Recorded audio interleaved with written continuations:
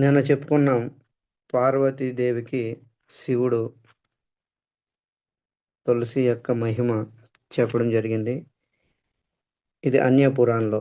ఇక భాగవతంలో తులసి యొక్క మహిమ ఎక్కడ ఉందంటే, భాగవతంలో మొట్టమొదటే వ్యాసముని చెప్పారనమాట. శ్రీమద్ భాగవతం ప్రథమ స్కందం ప్రథమ అధ్యాయము ప్రథమ శ్లోకం మీరు అందరూ కూడా ఓపెన్ చేసుకోండి.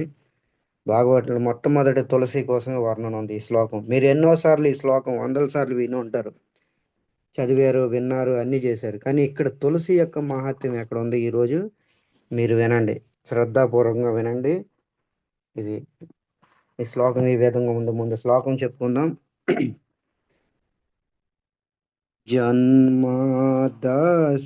యతోన్వయతి తరత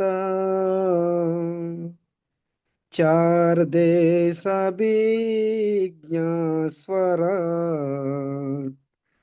తేనే బ్రహ్మవృదాయ ఆదికవయే ముహ్యంతి యత్ సురాయయ తేజో వారిమృదం యదా వినిమయో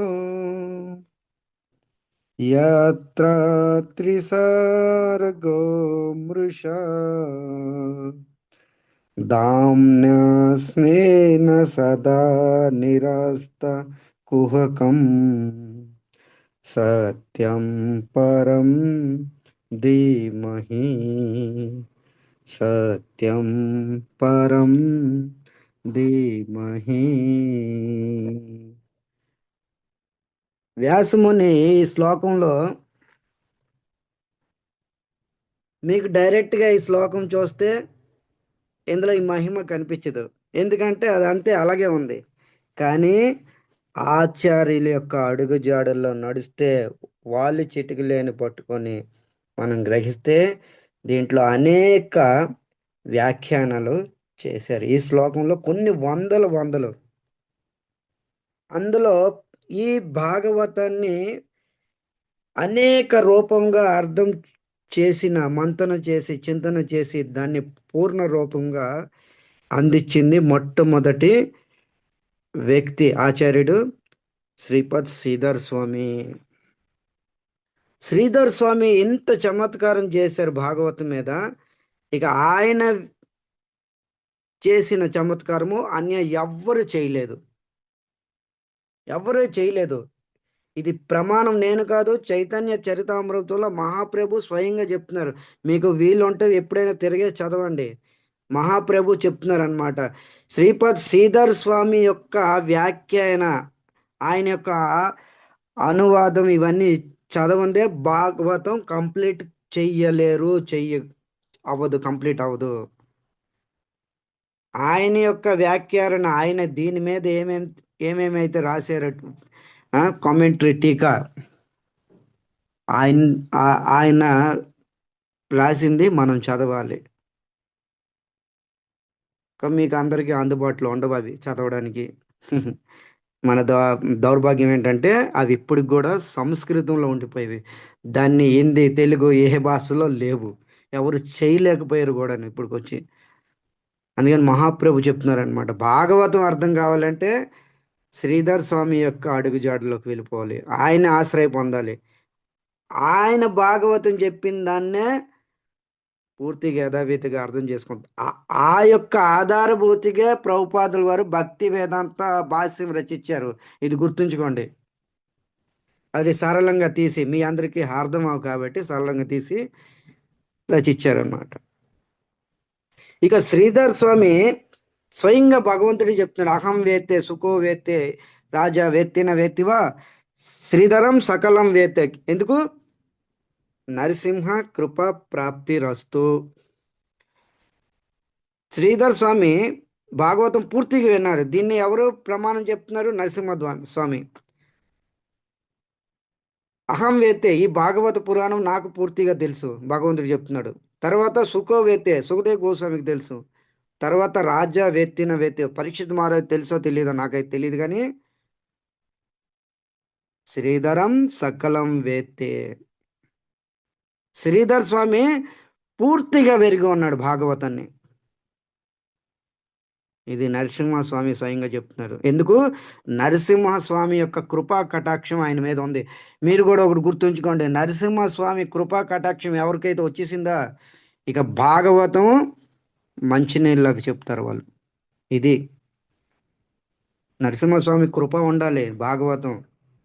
సో అలాంటిది అనేక వ్యాఖ్యానాలు చేశారనమాట శ్రీపాద్ స్వామి, శ్రీపాద్ శ్రీధర్ స్వామి. గుర్తుంచుకోండి పేరు. చాలా ప్రముఖ ఆచార్యుల్లోని ఒక ఒక ఆయన అనమాట. చాలా మంది ఉన్నారు ఆచార్యులు: శ్రీపాద్ వల్లభాచార్యుల, శ్రీపాద్ జీవగోస్వామి, శ్రీపాద్ విశ్వనాథ్ చక్రవర్తి. ఆ? ఇలాంటి ఆచార్యుల్లో ప్రముఖుడు అనమాట, నెంబర్ వన్. ఇలాంటి ఆచార్యులు కూడా ఈ భాగవతం మీద సంస్కృతి శ్లోకాలు వ్యాఖ్యానం చేశారు. చాలా హార్డ్గా ఉండేవంట. చాలా చాలా చాలా కష్టాది కష్టమైన కఠినంలో ఉండేవంట.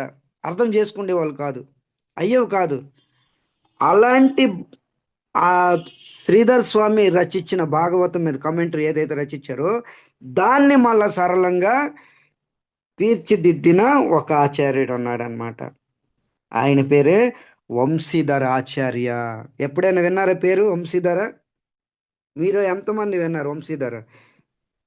లేదు ప్రభు. శ్రీధర్ శ్రీధర్ శ్రీ ఆ? శ్రీధర్ స్వామి విన్నాం కానీ ఈయనను వినలేదు ప్రభు. ఆ, శ్రీధర్ స్వామి కూడా చాలా తక్కువ, ఆయన కూడా తెలీదు.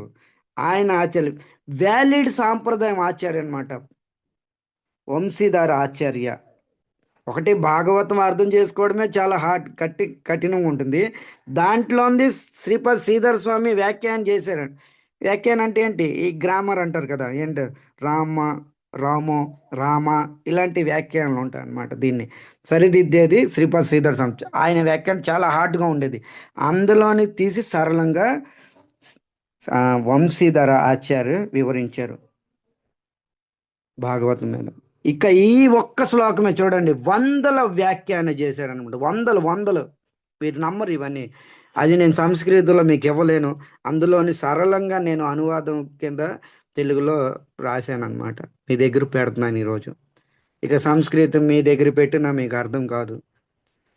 ఈ ఒక్క శ్లోకమే ఏదైతే నేను ఇప్పుడు పాడానో, జన్మాదస్య యతో తేనే బ్రహ్మ హృదయ ఆది కవ్య ముఖ్యంతి తేజో వారి వృధ యథా వినియో తాపత్రయును ఉన్మూలం. ఈ ఒక్క శ్లోకం మీద వందలో వ్యాఖ్యాన రచించారు. ఆ వందల్లో ఒకటి ఈరోజు మీ దగ్గర పెడుతున్నాను, తులసి మహారాణి. ఉద్దేశం తులసి మహిమ. లాస్ట్లో ఏముందో చదవండి. ఈ శ్లోకం అంతిమన ఏముందో చదవండి. సత్యం పరం ధీమహి. సత్యం పరం ధీమహి అంటే ఏంటి? ఇక్కడ సత్యం పరం ధీమహి అంటే అన్నిటికంటే పరమ సత్యం భగవంతుడు అంట. పరమ సత్యవంతుడైన భగవంతుడికి ధీమహి అంటే ధ్యానం చేస్తున్నాను వ్యాసుడు చెప్తున్నాడు అనమాట.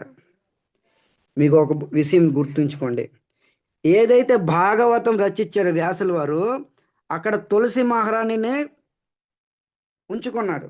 అక్కడ ఎదురుగా తులసి మహారాణి కుండీలో పెట్టి ఉంచుకున్నాడు అనమాట. ఉంచుకొని ధ్యానం చేస్తున్నాడు. సత్యం పరం ధీమహి, తులసి ధ్యానం చేస్తున్నాడంట. మీకు ప్రమాణము వంశీధర ఆచార్య చెప్తున్నాడు అనమాట. సత్యం పరం ధీమహి, నేను పరమ సత్యం కోసం ధ్యానం చేస్తున్నాను. పరమ సత్యం ఎవరు? వయం త్వం తులసి తనుం సదా హృదయ ధీమహి. ఇది సంస్కృతం. వయం నేను, త్వం తులసి, త్వం వయం నేను, త్వం తులసి నేను తులసికి, తనుం సదా హృదయం ధీమహి, సదా హృదయంలో ధ్యానిస్తున్నాను. ఇది సత్యం పరం ధీమహి. తులసిని ధ్యానం చేస్తున్నాడు అనమాట. భాగవతం రాసేటప్పుడు తులసి ముందు ఉంచుకొని తులసి ధ్యానం చేస్తున్నారు. అందుకని ఈ రోజు కూడా అదే పరంపర వచ్చింది. మన ఇస్కాన్ గౌడీ సిద్ధాంతం, బ్రహ్మ మధ్య గౌడీ సిద్ధాంతంలోని భాగవతం జరిగేటప్పుడు తులసి ఉండాలి అక్కడ. ప్రభుపాదుల వరకు చెప్పారు. అనేక ఆచార్యుల ద్వారా ఈ పరంపర వచ్చింది. ఈ రోజు కూడా మందిర మఠాల్లోని ఈరోజు కూడా తులసి, ఎక్కడైతే భాగవతం జరుగుతుందో తులసి ఉండాల్సింది అక్కడ. తులసి లేనిదే అది అవ్వదు, పూర్ణం అవ్వదు. తులసి ఎంత పెద్ద పెద్ద మహిమ చెప్పారు పురాణాల్లో, శాస్త్రాల్లో. ఇది కథం భూతం తులసి, తులసి యొక్క పరిచయం ఏంటి? నేను అడిగాను అనుకోండి వంశీధర్ని, కథం భూతం తులసి, అయ్యా ఆచార్య, మీ మీరు తులసి చెప్పారు, తులసి యొక్క పరిచయం చెప్పండి. అప్పుడు చెప్తున్నారనమాట తులసి యొక్క పరిచయం ఏంటి. జన్మ ఆది అస్య. జన్మ, చూడండి జన్మ ఉందా, జన్మ ఆది అంటే దానికి తర్వాత కూడా ఉంది. ఆది అంటే జన్మతోనే అయిపోదు. జన్మ ఆది అస్య అంటే దాని తర్వాత జన్మ, జన్మించడం, సృష్టి, ప్రళయము, ఇది ఆది కింద వస్తుంది అనమాట. ఎప్పుడైనా ఎక్కడెక్కడైతే ఆది వస్తుందో అక్కడ ఈ ఇంక మిగతా విషయాలు కూడా ఉంటాయి. అన్ని విషయాలు చెప్పడానికి అక్కడ సుఖదేవ్ సమయం లేకపోవచ్చు, అని ఆచార్యులకు సమయం లేకపోవచ్చు. ఇది షార్ట్ లెంత్గా చెప్పేస్తారు. జన్మ ఆది, అది అంటే ఇంక ఉంది. ఏంటి అది? జన్మ. జన్మ ఆదిశ్య తులసి ఏమి ఇస్తుంది? తులసి భక్తికి జన్మనిస్తుంది. తులసి ఏమిస్తుంది? భక్తికి జన్మనిస్తుంది. భక్తికి జనని తులసి. కేవలం జన్మే కాదు, ఆ భక్తికి జన్మనిచ్చి పాలన చేస్తుంది. భక్తి జన్మనిస్తుంది తులసి. ఆ భక్తికి నిలబెట్టడానికి, ఆ భక్తిని నిలబెట్టడానికి పాలన చేస్తుంది. అంతేకాదు తులసి పట్ల అపరాధం చేస్తే అదే భక్తి ప్రళయం చేస్తుంది. ఇక్కడ అదే చెప్తున్నారు. జన్మ ఆది అస్య.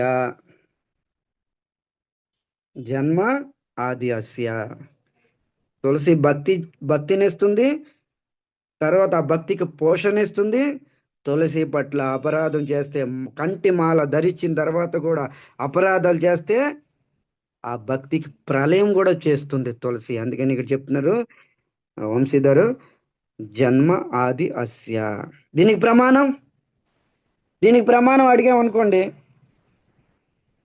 వెంటనే చెప్తున్నారు. తులసి ప్రాణాం మంత్రము శ్రీధర్ స్వామి వంశీ ఆచార్య. బృందాయే తులసి దేవ్యయే ప్రియాయే కేశవచ్చ కృష్ణ భక్తి ప్రదే దేవి సత్యవృత్తి నమో నమః. బృందే, ఈవిడికి రెండు పేర్లు ఉన్నాం అనమాట. బృందే, తులసి. ఈవిడికి రెండు పేర్లు ఉన్నాయి, బృందే, తులసి. కేశవుడికి ప్రియమైనది బృందే. ఈవిడ ఏం చేస్తుంది? కృష్ణ భక్తి ప్రదేదేవి. చూడండి, ఇక్కడ కూడా ప్రమాణం ఉంది. ఎక్కడి వరకు ఎందుకు, మనం రోజు పాడుతూ ఉంటాం, ఇప్పుడు కూడా అందుకని పాడమన్నా తులసి కీర్తన. ఈవిడ ఏం చేస్తుంది? కృష్ణ భక్తి ప్రదాయే. ప్రదాయ అంటే నీకు నీకు ప్రధాన ఇస్తుంది, కృష్ణ భక్తిని ఇస్తుంది. అలాంటి తులసి సత్యమైనది. కృష్ణ భక్తి ప్రదాదేవి సత్యవ్రతే, సత్యమైనది తులసి. అందుకే నేను ధ్యానం చేస్తున్నాను. వ్యాసముని భాగవతం ప్రారంభానికి ముందు సత్యం పరం ధీమహి నేను ధ్యానం చేస్తున్నాను. అలాంటి తులసి మహారానికి నేను ధ్యానం చేస్తున్నాను. ప్రత్యక్షంగా కానీ, తర్వాత ఇది అయిపోయింది సార్, జన్మదాస్య యతో. తర్వాత ఇక్కడ ఏముంది? అన్యాత్ ఇతరత్ అర్ధేషు అభిజ్ఞ. లైన్ విడివిడిగా చదవండి. యతం అన్యాత్ ఇతర అర్ధేషు అభిజ్ఞ అంటే ప్రత్యక్షంగా కానీ, ఇక్కడ కూడా ఉంది చూడండి, మీరు వర్డ్ టు వర్డ్ ట్రాన్స్లేషన్ కూడా చూడండి. ప్రత్యక్షంగా కానీ, పరోక్షంగా కానీ, మన భౌతికమైన కానీ ఆధ్యాత్మికమైన దుఃఖం కానీ తులసి మహారాణి పూర్తిగా ఎరిగి ఉంది. ప్రత్యక్షంగాని పరోక్షంగాని భౌతికమైన ఆధ్యాత్మికమైన దుఃఖము తులసి మహారాణికి పూర్తిగా తెలుసు మన పట్ల అంతను. అందుకే ఇక్కడ చెప్తున్నారు యతం అని ఇతరత్ అర్ధేసు అభిజ్ఞ, పూర్తిగా ఎరిగి ఉంది. ఆ దుఃఖం దూరం చేసేదే తులసి. ఆ దుఃఖాన్ని దూరం చేసేదే తులసి. తర్వాత ఇక్కడ లాస్ట్లో ఫస్ట్ లైన్ లాస్ట్లో ఏమని చదవండి. ఫస్ట్ లైన్లో లాస్ట్ పదం,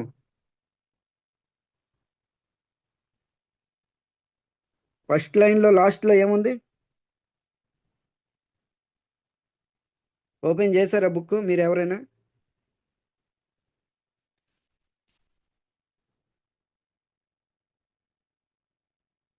ఎస్ ప్రభు. పర్మిషన్. ఆహా. ఏముంది లాస్ట్లో?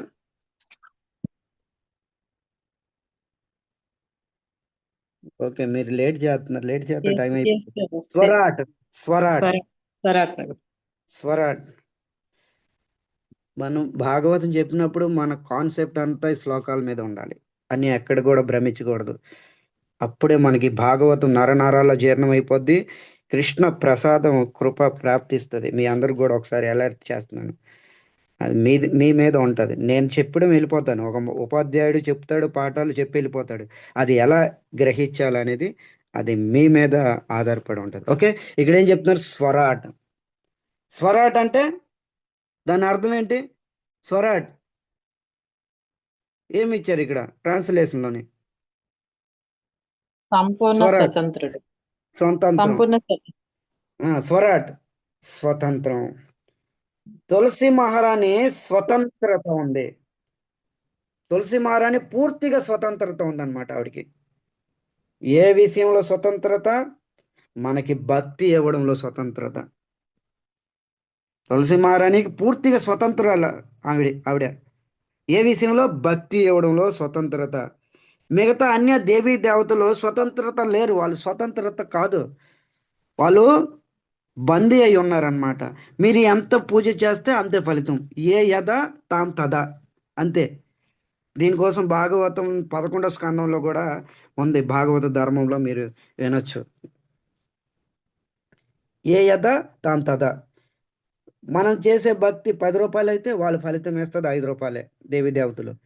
అది కూడా వాళ్ళు స్వతంత్ర కర్మబంధంలో ఉంటారు. తులసి కర్మబంధంలో స్వతంత్రరాలు. అందుకని ఇక్కడ ఏం చెప్తున్నారు? స్వరాట్.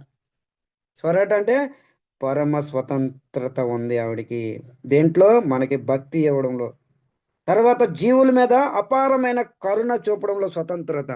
మిగతా దేవీ దేవతలు మన జీవుల పట్ల కరుణ ఉండదు. ఎంతైతే తులసికి ఉంటుంది మన పట్ల కరుణ, అంత అన్య దేవీ దేవతలకి ఉండదు కరుణ.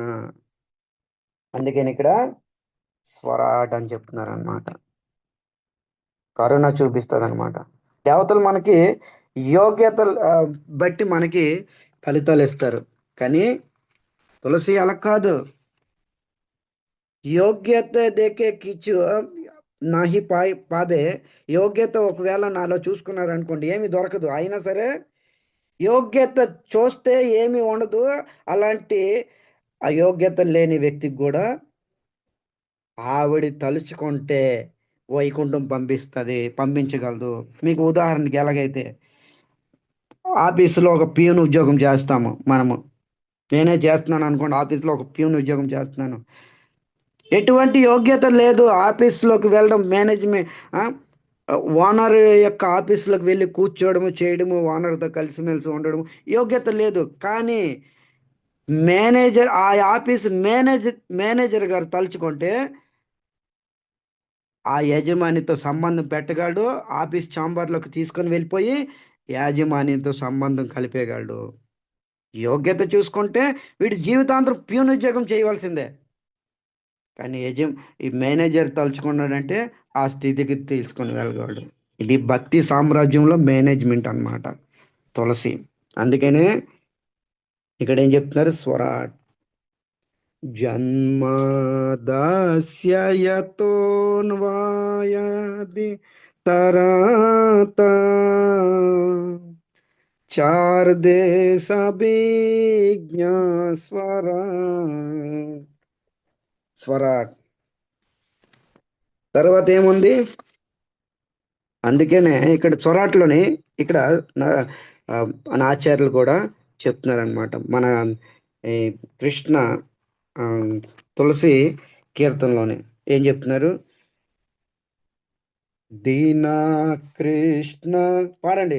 దీనా కృష్ణ దాసే కోయి ఏ జ్ఞాన మోరా హోయి శ్రీ రాధా గోవింద ప్రేమ సదా జైన బాసి. నామో నామ తులసి కృష్ణ ప్రేయసి నామో నామ. ఏం చెప్తున్నారు ఇక్కడ? ఏ తులసి, నేను దీనుడిని. ఏం చెప్తున్నారు ఇక్కడ? దీన కృష్ణ దాసే. నేను చాలా దీనుడిని, నాకు ఎటువంటి యోగ్యత లేదు, కానీ మీరు స్వతంత్రులు. రాధా గోవింద ప్రేమ నా హృదయంలో ప్రకటించేలాగా మీరు చెయ్యండి.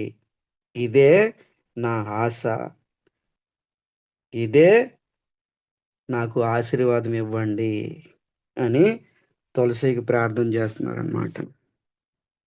తర్వాత తేనే బ్రహ్మ హృదయే. తేనే బ్రహ్మ హృదయ.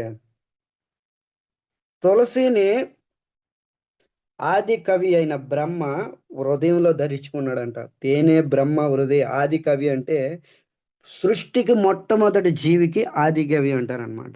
ఇక్కడ ఇక్కడ బ్రహ్మ అంటే భగవంతుడు అనమాట. చూడండి, బ్రహ్మ అంటే వేదము. వేదము లేదంటే భగవత్ స్వరూపం భగవంతుడిని ఇది బ్రహ్మ అంటారు. ఇక్కడ ఆది కవి అంటే సృష్టి మొట్టమొదటి జీవి బ్రహ్మ. సో తేనె బ్రహ్మ హృదయ.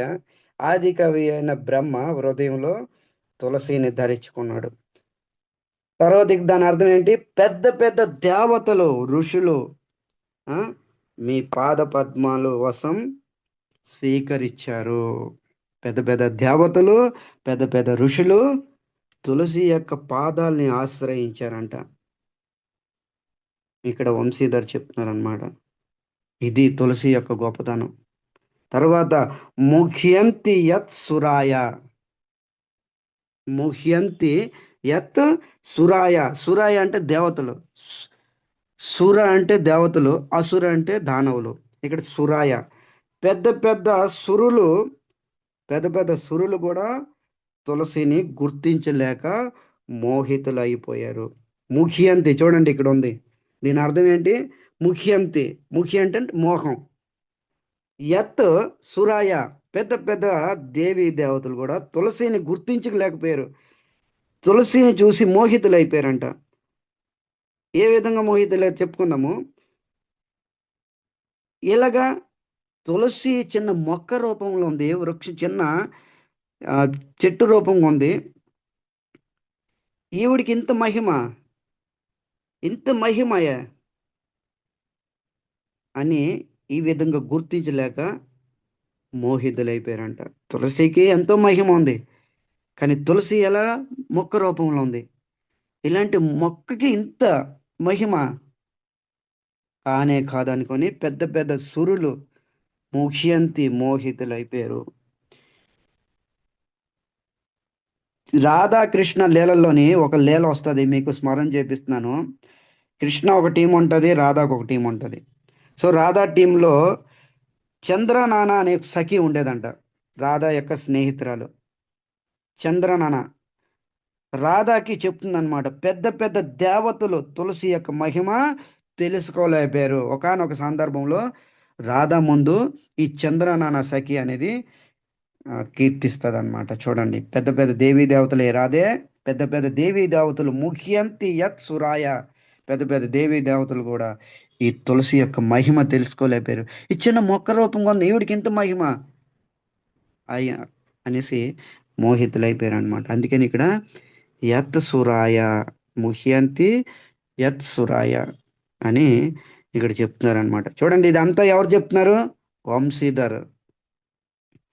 ఇది కేవలం ఒక్క శ్లోకం మీద ఒక్క శ్లోకం మీద వ్యాఖ్యానం. ఇలాంటి వందలు, ఒక్క శ్లోకం మీద వందలు వ్యాఖ్యానం చేశారు ఆయన.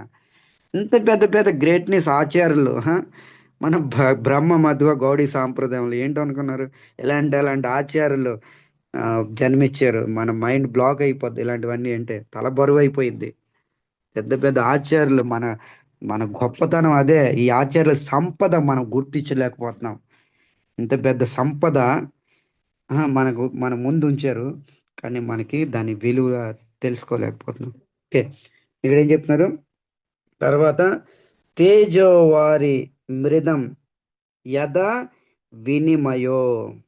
తేజో, తేజ్ తేజ్ అంటే అగ్ని, దానికి ఇంకో రెండో అర్థము ఎండ. రైట్. తేజ్ అంటే ఏంటి? అగ్ని. రెండో అర్థము ఎండ. ఎండను కూడా తేజమే అంటారు. ఇక మీరు, నేను దీని అర్థం మీకు సరళం చెప్తున్నాను. తేజో వారి మృదం యద వినిమయో.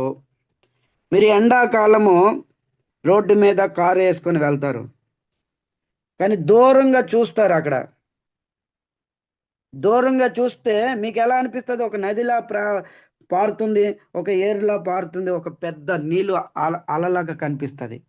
కానీ దగ్గరికి వెళ్ళి చూస్తే ఉంటుంది అది ఏముండదు ప్రభు. ఏముండదు. అందుకనే ముఖ్యంతి యత్సురాయ, మోహంలో పడిపోతారు, మోహం అయిపోద్ది. ఎందుకు? ఏముండదు అక్కడ.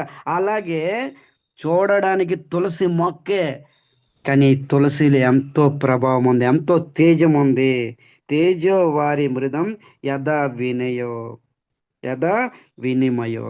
చూడడానికి తులసిలాగే ఉంది, కానీ ఈవిడి యొక్క గొప్పతనము, ఈవిడి యొక్క మహిమ, పెద్ద పెద్ద దేవతలు, సురులు. ఎవరు పెద్ద దేవతల్లో అగ్రజుడు? ఎవరు? బ్రహ్మ.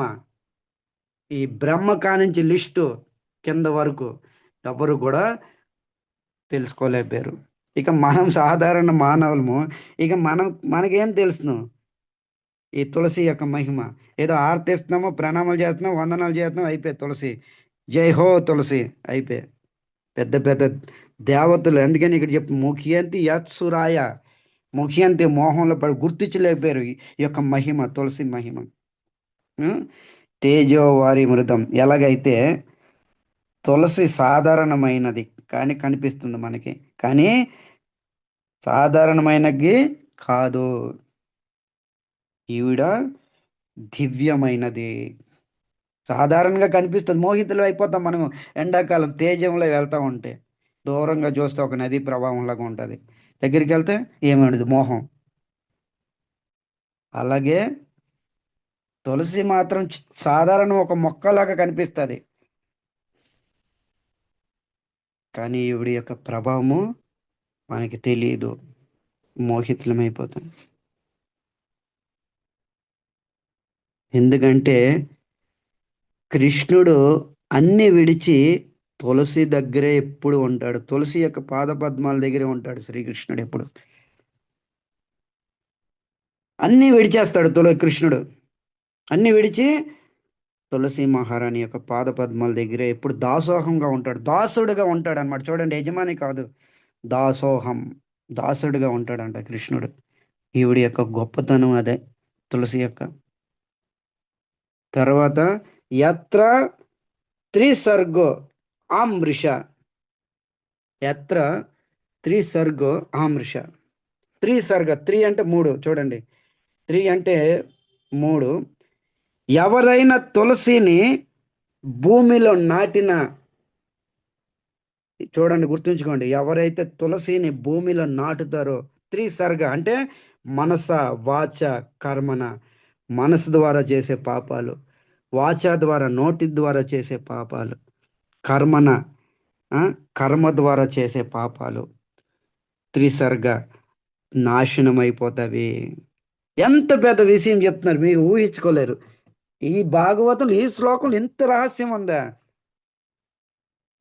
అందుకనే ముందే చెప్పాను, ఇదంతా ఆచార్యుల యొక్క చమత్కారం. మన డైరెక్ట్ బుద్ధి ప్రయోగిస్తే మీకు ఎప్పుడు దొరకదు ఇది అందులోని. నేను ఆచార్యుల యొక్క అడుగుజాడల్లో ఇవన్నీ మనం తెలుసుకోవాలి.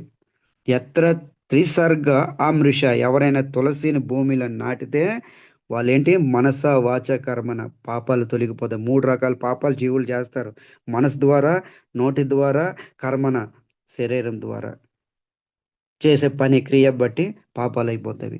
ఈ పాపాలు పోతాయి ఎప్పుడు? తులసికి భూమిలో నాటితే. తర్వాత ఎత్ర తీసర్గో ఆమృష, ఇంకొక అర్థము, భూమిలో నాటిన త్రివిధ పాపాలు పోతాయి. తర్వాత ఆది భౌతిక, ఆది ఆధ్యాత్మిక, ఆది దైవిక, ఈ మూడు పాపాలు కూడా పోతాయి.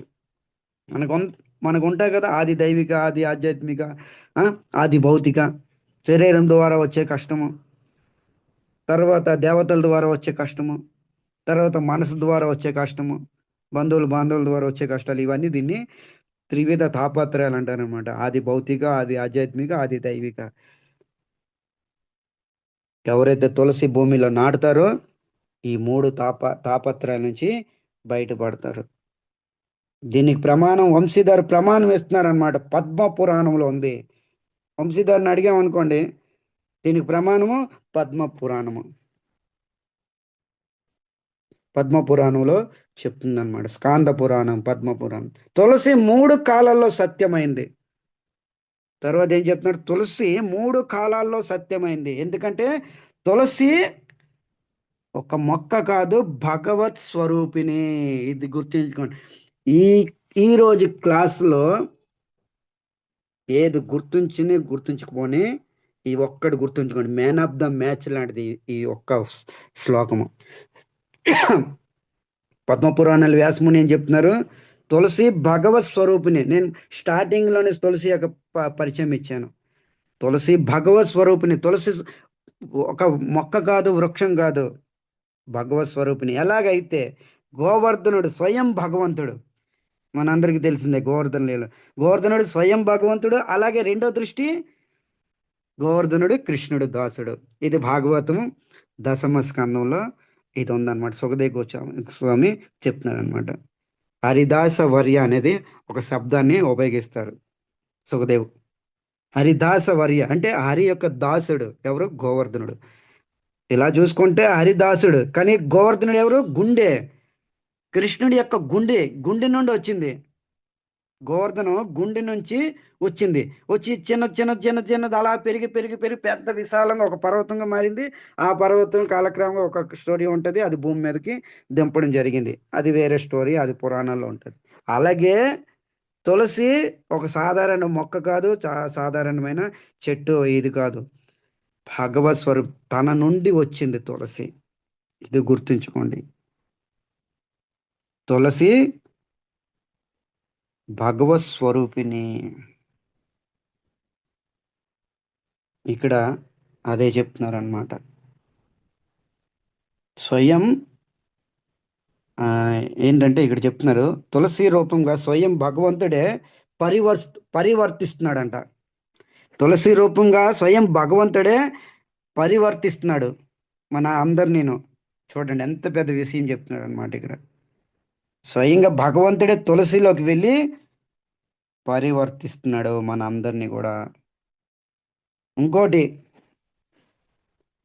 ఉపనయనం ధరించినప్పుడు చూడండి, జాతకు, సూతకు, శౌచకు 3 ఉంటాయి. మీరు విన్నారో లేదో? మళ్ళా జాతకు పుట్టినప్పుడు, సూతకు పోయేటప్పుడు, శౌచకు శౌచాలయంకి వెళ్ళినప్పుడు, అంటే మలమూత్రాలు విసర్జించేటప్పుడు దీన్ని శౌచాలయం అంటారు. విన్నారా? శౌచాలయం అంటారు చాలా మంది. ఇది అచ్చమైన తెలుగు వర్డ్ ఇది. ఎస్. మలమూత్రాలు విసర్జే బాత్రూమ్ ఎలాంటి అగేర్ వగేరికి వెళ్ళినప్పుడు. ఇక చూడండి, చాతక్, సూతక్, శౌచక్. ఉపనయనం ధరించినప్పుడు జాతక సమయంలో, సూతక సమయంలో, శౌచక సమయంలో నియమాలు పాటించాలి. కానీ తులసి కంఠానికి వేసుకొని ఎటువంటి నియమాలు పాటించే అవసరం లేదు. మనం టాయిలెట్కి వెళ్తాం, కంఠమాలు తీసి వెళ్తామా, అలాగే ఉంటుండికి వెళ్తామా? చెప్పండి. అలానే చెప్పండి. ఉంటది, అలానే ఉంటది ప్రభు. అలా వెళ్తాము. మలమూత్రాలు విసర్జించడానికి వెళ్ళినా కంటి ఏమి తీసేయం కదా మనము. అందుకని దీన్ని ఏమంటారు? శౌచకు. కానీ ఉపనయనం ఎవరైతే ఉపనయ సంస్కారం యజ్ఞం అంటే జంజం ధరించుకున్నారో, ఎవరికి బ్రాహ్మణ దీక్ష అయిందో, బ్రాహ్మణులు లేదంటే గురువు ద్వారా బ్రాహ్మణులు అయ్యారో, వాళ్ళు చెవుకు చుట్టుకొని వెళ్తారు. చూసారు ఎప్పుడైనా? ఉపనయనము చెవుకు చుట్టుకొని వెళ్తారు టాయిలెట్కి వెళ్ళినప్పుడు. కానీ ఇదేమైనా చెవుకు చుట్టుకొని వెళ్తారా? లేదు ప్రభు, నేను చూసా ప్రభు. బాబు వేసుకుంటా అంటే చూశాను ప్రభు నేను. చెవుకు చుట్టుకొని వెళ్తారు. అందుకని ఇక్కడ జాతకు, సూదకు. ఓకే, ఇది సౌజకు అయిపోయింది. సూదకు, ఎవరైనా దహన సంస్కారం వెళ్ళినప్పుడు శ్మశానికి కానీ లేదంటే ఎవరికైనా దహన సంస్కారం చేస్తే ఇంటికి వచ్చిన మొట్టమొదటి కార్యం ఏం చేయాలి? ఉపనయనం అనేది తీసేయాలి. తీసి రెండోది కొత్తది ధరించాలి. అది ఉంచకూడదు. అది సూతకం అయిపోయింది. ఎందుకు? నువ్వు సూతకం దగ్గరికి వెళ్ళావు. శ్మశానం దగ్గరికి వెళ్ళినా, లేదంటే దహన సంస్కారం చేసినా, ఇంటికొచ్చి స్నానం చేసి ముందు ఉపనయనం తీసేయాలి. నువ్వు సోదకంకి వెళ్ళి అపవిత్రం అయిపోయింది. కానీ తులసి పట్ల అలా ఉంటుంది ఏమైనా? చెప్పండి. లేదు ప్రభు. లేదు, ఈరోజు నేను శ్మశానంకి వెళ్ళాను, లేదు ఇలాంటి సోదకం అయిపోయింది, నాకు అపవిత్రం అయిపోయింది, తులసి మార్చేయాలని ఉందా? ఒక్కసారి కంఠంలో వేస్తే మనం ప్రాణం పోయినప్పటి వరకు ఉంటది ప్రభు. ఇది తులసి యొక్క మహిమ. అదే కాదు, ఉపనయనమే కాదు, భగవత్కి సంబంధించిన ఏ వస్తువు మాలైనా, ఐ మీన్ భగవంతుడి మెడలో మాల తీసుకొని, మంచి సుగంధపూరితమైన మాల, రాధా మెడలో తీసుకున్న మాల, లేదంటే నరసింహస్వామి యొక్క ఇది ఉంటుంది కదా పవిత్రాలు, అవి వేసుకున్నా, ఎన్ని వేసుకున్నా, ఆ, శోధకం కానీ జాతకం కానీ శౌచకం కానీ వెళ్ళేటప్పుడు అవన్నీ పక్కన పెట్టాల్సిందే. కానీ తులసికి అలా లేదు. ఇది తులసి యొక్క గ్రేట్నెస్. జాతకం అప్పుడు కూడా మైల ఉంటుంది, తీయాలి. శోధకం పోయేటప్పుడు కూడా శోధకం ఉంటుంది, పక్కన పెట్టాలి. శౌచకం కూడా తీయాలి. కానీ తులసి పట్ల అలా లేదు. తులసి అలా లేదు. ఇంకోటి చూడండి, చాలా ముఖ్యమైన విషయం. ఇవన్నీ మీకు కొత్త కొత్తగా ఉంటాయి, చాలా బాగుంటుంది, వినండి, ఆస్వాదించండి.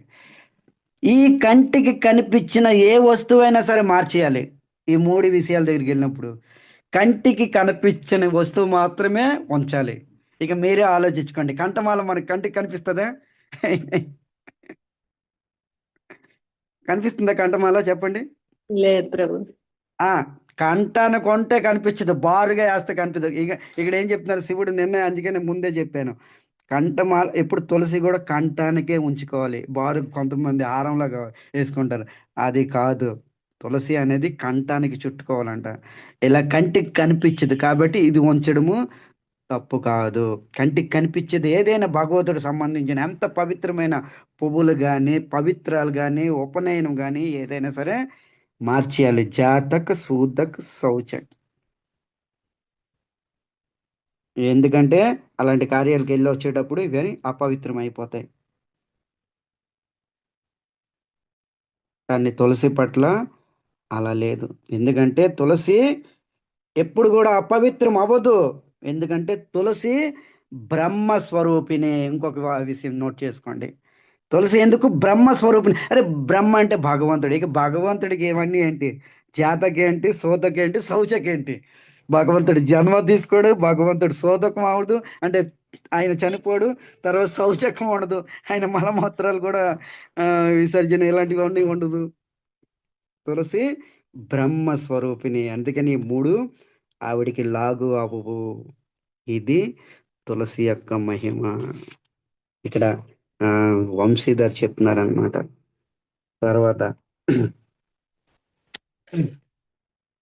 ఆ, సత్యం దామ్నే స్నేన సదా నిరస్త కుహకం. ఇలాంటి తులసి ఆ, ఆ కృష్ణుడి యొక్క ధామము, వైకుంఠ ధామం అనుకోండి, మీరే గోలోకం అనుకోండి, ఏ ధామమైనా సరే భగవంతుడి ధామాన్ని నిరంతరం కూడా అలంకరిత భూతంతో అలంకరిస్తూ, సుశోభితంగా అలంకరిస్తూ ఉంటుంది. ఇలాంటి ధామం భగవంతుడికి, భగవంతుడి ధామాన్ని అలంకరిస్తూ ఉన్న అలాంటి తులసికి సత్యం పరం ధీమహి. నేను అలాంటి తులసికి నిరంతరము నేను ధ్యానం చేస్తున్నాను అని ఇక్కడ వంశీధరు ఈ శ్లోకం తులసి యొక్క మహిమ చెప్తున్నారనమాట. ఎంత గ్రేట్నెస్ చూడండి.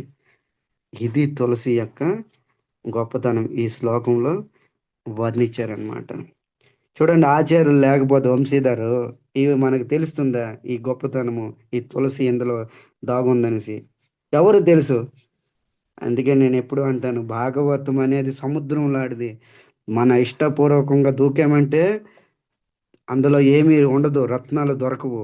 ఆచార్యుల యొక్క అడుగుజాడలో నడుస్తూ ప్రయాణం చేసామనుకోండి, అన్ని ఆనిముత్యాలే దొరుకుతాయి, లేదంటే గులకరాలు దొరుకుతాయి. ఒక్కోసారి ఆ సముద్రంలో పడే మనమే మునిగిపోయే అవకాశం ఉంటుంది. అంటే ఎలాగా అర్థం అవ్వక తలనొప్పి వస్తుంది, ఇక భాగవతం క్లోజ్ చేస్తారు, జీవితంలో భాగవతం జోలికి వెళ్ళరు. ఎందుకు నాకు ఈ భాగవతం అర్థం కాదు.